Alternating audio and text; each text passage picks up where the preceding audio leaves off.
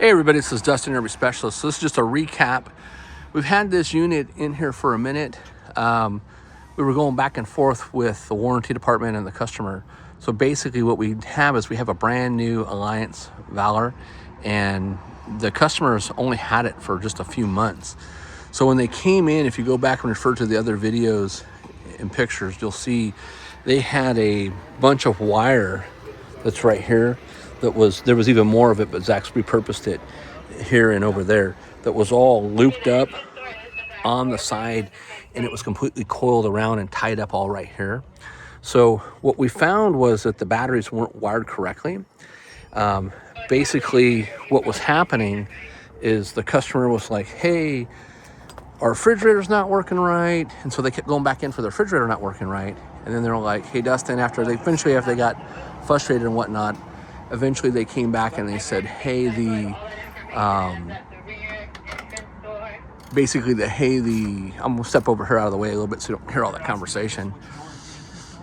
So basically what happened was the refrigerator wasn't operating correctly, the USB ports weren't operating correctly, the air conditioner thermostat was losing voltage and kind of blinking off and on.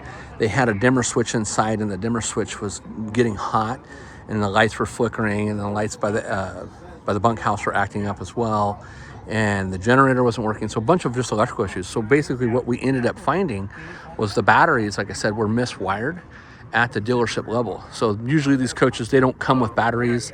The dealership's the ones that chooses the batteries, advises the customer, hey, what kind of batteries you need. And so they went ahead and put in 2 Group 24 interstate batteries wet celled. And this unit has a solar panel on it. And so when they wired up the batteries, they had most of the terminals all on one battery and some on the other. So what was happening is they were pulling primarily all the voltage out of one battery, and it was giving it like 80% of that voltage and then 20% of voltage on this one. So Zach's now in the process of, we ordered some bus bars, and so he's down here actually mounting them and getting things connected to it. And so he's been putting those on, and then again here's a lot of the leftovers and scraps and stuff where he's building the cables and cutting them. And then you just basically ran all those underneath, huh? What? All the connections? Yeah, and then I'll zip tie them up out of the way, trim the extra whatever. Yep, I see it from here. Looks good. Yeah. And because they're stainless steel, we don't have to worry about any kind of corrosion either, too, huh? That's nice. And then it has the covers that go over to cover protect it. Very cool. And then as long as they don't, I just ran screws through the tray, so as long as they don't slam on the brakes, they won't puncture the battery. They'll be all right. I'm just kidding. I know, you're just kidding. So anyways, now, so once we've corrected this battery issue, then we're going to go ahead and plug it back in, let the batteries charge back up, because what was happening again was one battery was, it was pulling 80% of the voltage out of one battery and 20% on the other.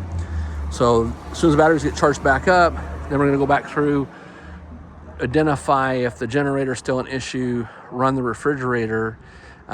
Because of the voltage issues, the refrigerator wasn't operating correctly.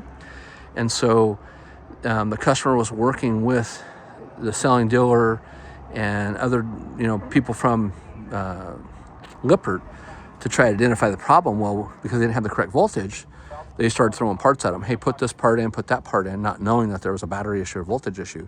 So once we identify that there is an issue or there is an issue, because we don't know if, just like the dimmer switch that's in the coach got too hot and burnt up, maybe because of the voltage it damaged the refrigerator. So we do have certain parts here to install in the refrigerator if we need them.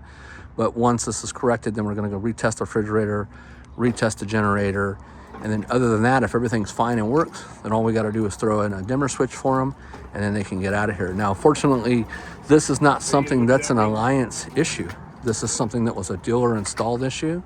And so when I reached out to Alliance and submitted everything, it's like, hey guys, we'd love to help participate and all that. And I had to make several phone calls on it, several emails on it, keeping the customer involved in it too. And then the previous people that were involved in it with the customer before they got here, just to kind of let them know what was going on. So this was not an Alliance issue. This was a dealer installation issue, what caused their problems. Now, something else that the consumers thought when they purchased the coach, they thought that this unit was off grid ready, or that was inverter ready or had an inverter on it.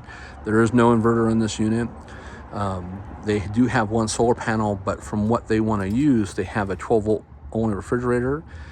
From what they want to use, if the sun was in the peak point, and if, as you can see, the front cap's a little bit dirty, if the solar panel was clean, and if all those things aligned up a certain, as they're supposed to, the voltage that the solar panel produces at its optimal state is less than what that refrigerator can, the refrigerator basically draws more than what the solar panel can produce. So if they run these batteries down low, then that solar panel can't keep up charging the batteries, and then it will drain the refrigerator. Now that's in conjunction with any other lights. So they had like lights on, things plugged in, TV antenna on that they didn't know about. All that stuff's gonna pull more voltage from the batteries, which was causing them to have all these weird electrical issues.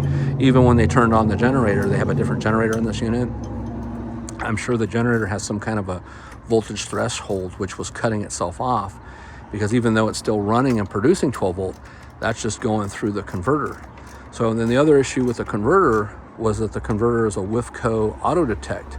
So the way that they had it wired up, for some reason, it was sensing between the solar charging and with the generator running, or with it being short power, that it was freaking out the converter, making it think that it had lithium batteries. So then we had an issue with the converter stuck in lithium mode and was trying to overcharge the batteries, which was eventually overcharging one battery, but not the other. So, all right, well, stay tuned for more. This is Dustin and Zach, Airby Specialist. And again, just to recap on this Alliance, it wasn't an Alliance issue, and we will go from there. Thanks so much for watching. I hope you enjoyed this.